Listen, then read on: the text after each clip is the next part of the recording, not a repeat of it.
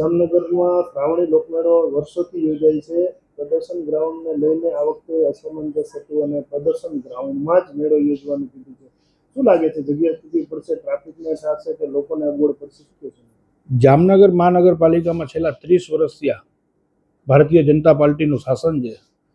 અંધેરી નગરીને ગંડુ રાજા જેવું શાસન આ મહાનગરપાલિકાના શાસનો અધિકારીઓ ચલાવે છે.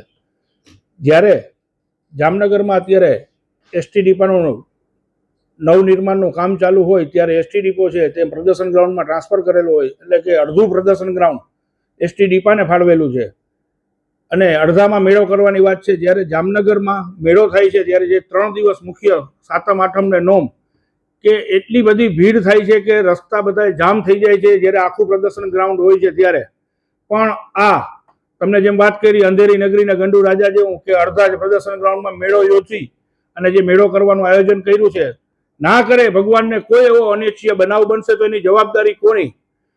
એ માટે અમારે ભારતીય જનતા પાર્ટીના શાસનોને કહેવું છે કે કોર્ટમાં સોગંદનામું રજૂ કરે કે કોઈ પણ જાતનો અનિચ્છનીય બનાવ બનશે તેની સંપૂર્ણ જવાબદારી તે લોકોની રહેશે. આ બાબતે તમે કોઈને રજૂઆત કરી કે સૂચન આપ્યું, શું કહેશો?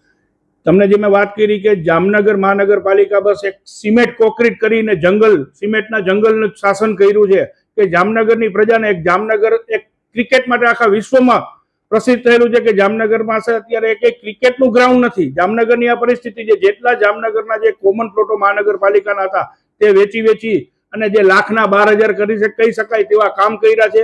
અનેક વખત અમે રજૂઆત કરી કે વૈકલ્પિક જગ્યા કરો, પબ્લિકને મુશ્કેલી ન થાય અને ખોટી ગીચતા ન થાય તે બાબતનું કોઈ ગ્રાઉન્ડ ગોતી ત્યાં કોઈ જગ્યાએ મેળો કરવામાં આવે, છતાં પણ આ લોકો પોતાની તાનાશાહી સરકારની જેમ પોતાના મનમારી મુજબ જ કાર્ય કરે છે. તમારી દ્રષ્ટિએ પ્રદર્શન ગ્રાઉન્ડમાં મેળાની જગ્યા કેટલી યોગ્ય? તમને જે મેં વાત કરી કે જ્યારે આખું પ્રદર્શન ગ્રાઉન્ડ લોકમેળા માટે હોય છે ત્યારે જે 3 મુખ્ય દિવસ છે સાતમ આઠમ ને નોમ, ત્યારે પબ્લિક સમાતી નથી, ટ્રાફિક જામના પ્રોબ્લેમો થાય છે. અત્યારે તો અડધું ગ્રાઉન્ડ જ છે, તો આમાં કઈ રીતે પોસિબલ થશે? આ એક કોમન પ્રશ્ન છે. તે લોકોને પણ આ વસ્તુની ધ્યાન છે, છતાં પણ આ શું કામ કરેલું છે? એટલે જ મારે તમને કહેવું પડે છે કે આના બાબતે કોર્ટમાં સોગંદનામું રજૂ કરવું પડે અને એ લોકોને સંપૂર્ણ જવાબદારી એ લોકોને લેવી પડે.